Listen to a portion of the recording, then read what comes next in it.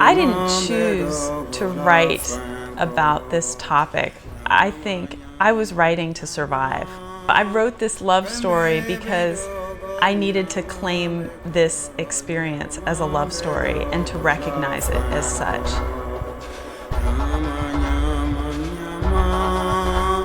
I saw her eyes and reached out and held her hand. And when I held her hand, I remember very vividly, you grab someone's hand and you hold it, and then I could feel her fingers sort of moving around and sharing that moment that, she held my hand. I felt it inside my heart.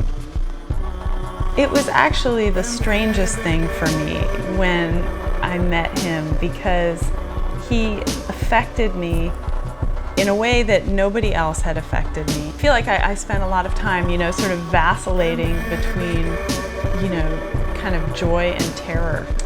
A sense of impossibility of bringing his world and my world together.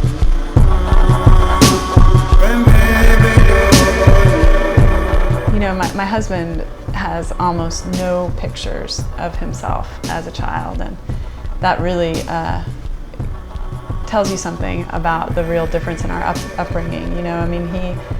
Nobody ever had access to a camera when he was a kid, and so he has this one school shot, which I think when he was about 15 years old, he had it professionally taken. I grew up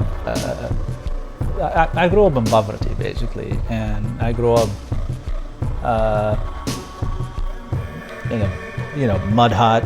We lived in San Diego, California. It was just a mud sort of rooms. Summer vacations. Have cow or goats for milk. Road trips. A bunch of chickens. Disneyland. I wrote a piece called My Accidental Jihad, which later became the title of the book, and it was about our struggles during Ramadan. And